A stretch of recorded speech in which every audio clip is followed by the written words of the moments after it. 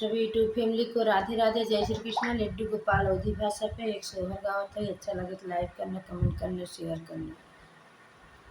भादेव के अधियरियात देवा बरसाई हो, बहिनी देवकी के लगी गई हथकड़ियात जेलिया के भीतर हो, बहिनी देवकी के लगी गई हथकड़ियात जेलिया के भीतर हो।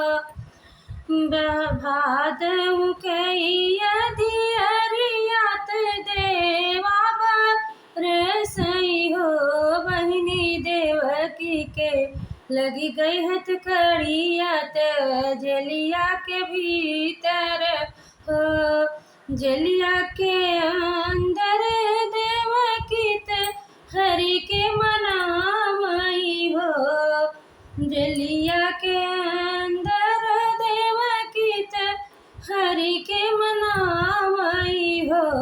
हरि लैले तू ही अवतार, तब हमहु खिलाई थी गोदिया खिलाई थी हो। इतना जलल ना जनम ली है कंसा पापी मारी डरे हो, इतना जलल ना जनम लिए कंसा पापी मारी डरे हो।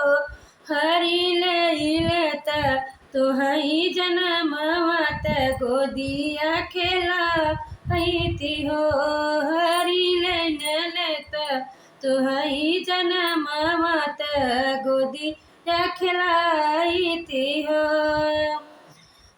कटी गई हाथे कहत कड़ियात पैर के बेड़ियाई हो, ललना कटी गई हाथे हाथ कड़ियात पैर के बेड़ियाई हो।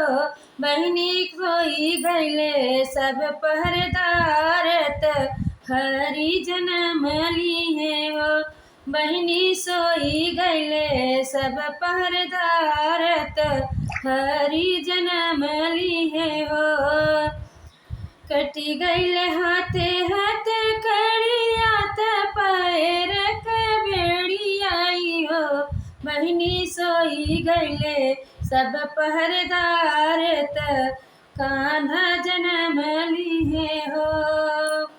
हमके उठाव तू बाबा हो गोकुल पहुँचावहु हो, बाबा तोहरई काटब हम दुखवात हम तोह सब सुख देबई हो।